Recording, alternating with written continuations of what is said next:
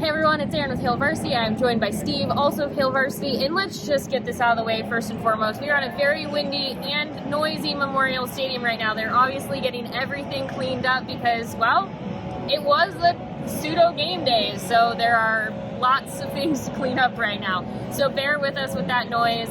We are going to give you a quick recap of what we saw. It was an interesting day. Yeah, interesting is a great word to say. There's obviously, it's a work in progress, especially the offense. There wasn't a lot of juice, wasn't a lot of good things, I guess, to talk about in the first half. But, it was two-hand touch, so it was very hard to determine anything, really. Things kind of picked up in the second half when a lot of the starters weren't really playing. Overall, it was just good to get out here, see some football being played, and, we had some standouts, I thought so. Yeah, and I do want to say my hair just gave you all a really good example of just how windy it is right now. But I will just, to what Steve was talking about with the two-hand touch thing, that seemed to be a sticking point for a lot of these players. They brought it up multiple times that, there's only so much that you can get from that. They definitely wanted to hit somebody. I know you mentioned Yant really looked like he wanted to run as hard as he could at somebody. But knowing that we only could see what we could without true tackling, everything else, who stood out to you? So my first guy is probably Garrett Nelson, an outside linebacker. He embarrassed some of the offensive linemen, just kind of going around them, straight up bull rushes, using his quickness. He said in the post-game press conference that he gained 10 pounds and he dropped 4% body fat, just wanting to be better and knowing that he's going to have to go up against, first-round draft picks, offensive linemen in the Big Ten. So he really put in the work in the offseason, and I think he kind of showed it today. I mean, we'll find out how much more better he is once the season starts and he's not playing against his teammates. But Garrett Nelson is one that popped for me. Jacques Yant, you could tell he really, really wanted to show the crowd what he could do. You could just tell. Yes, absolutely. He was really itching to go and run some people over, but he just couldn't do it. But Jock, that'll be saved for this season. So, those are kind of the top two guys that kind of popped for me. And I mean, as far as quarterbacks are concerned, obviously Casey Thompson was the one to take the first snap under center. Yeah.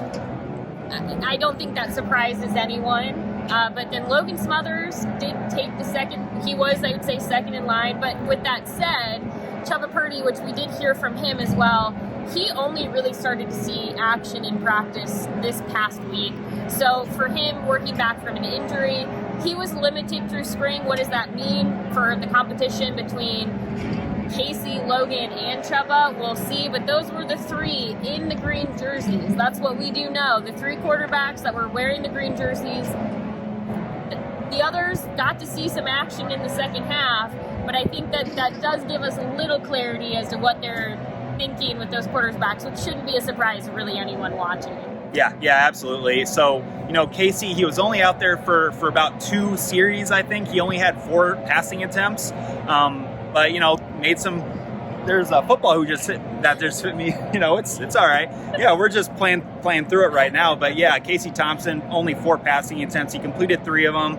There's just not a lot that you could say about Casey because he didn't do much, and the coaches are kind of saving him, and that's totally understandable. Logan Smothers had a really good pass that was unfortunately dropped or made a good play by the defense, and then Chubba Purdy had one of the better passes of the whole day, a 27-yarder to tight end A.J. Rollins. So there's some good things shown by the quarterbacks, but also just largely not a ton of things that you can kind of take away and make big judgments about. So that's kind of a spring game in a shell. So I mean, the biggest thing now going forward, obviously we are standing on a turf that is not going to exist here soon. They are replacing it. Also, if you somehow missed this, the turf is getting replaced with all one color green. It's no longer going to be the pattern. So if you're somebody who likes the pattern, I'm so sorry if you do not yet know that information.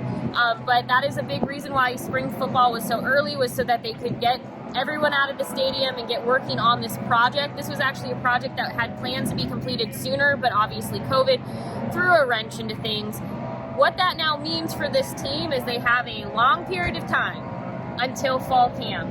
But that will come quickly because that fall camp has to get started so they can get ready for that game in Ireland, which we did talk individually with Trev Alberts at halftime after his BTN interview. He talked about the excitement of going to Ireland. They are still looking forward to doing that. They're looking forward to the opportunity, but he really reiterated that this is no greater test than this game playing on a true neutral field in another country. So a lot of work has to be done between now and then. We heard a lot of, I wasn't in the press conference room, but from the players off to the side, we heard a lot about trusting the trainers, trusting what they are eating, trusting the nutritionists, trusting just everything that they need to do, playbook, you name it, over the next few months, because that's all going to be so important. That's going to be incredibly important considering how many projected starters have not really been full go this spring. You can just rattle them off on offense and defense, starting with the tight end room, which has been the most kind of badly hit. So just trusting the trainers and doing what is asked of them and kind of keeping their head on straight and just going into the summer and attacking and kind of getting better and preparing for that week 0 game, the second in as many seasons. So that's going to be extremely, extremely important. And we will have you covered on all of it at hailvarsity.com. If you are not yet a subscriber, we would love to have you. You don't just get access to everything on the website, you also get the monthly magazine, which, if you are a football fan, includes the annual football yearbook, which is our largest issue of the year. We will get you ready for that week 0 game, but we will also have everything at hailvarsity.com. We'd also love to have you as a subscriber of this YouTube channel, so go ahead and give us a like on this video, subscribe now so that way you don't miss anything. It might be the off season, but it's not the off season for us. Not really. No, because football always keeps going, but as a reminder, we have everything else from baseball to softball to everything else that's going. Women's golf and men's golf are going right now, track and field. We will do our best to keep you covered on all Husker sports. So join us at Hail Varsity, like and subscribe. Steve, thank you. Well, thank you for having me. Thank you for bearing with us with the wind. It is windy. With that leaf blower. There is a leaf blower also, yes. You battled through so much with us, even the football. Yeah, football almost, knocked me over. I don't know what's going on. Head on a swivel. Thank you as always for being here. We'll be back with more. Talk to you later.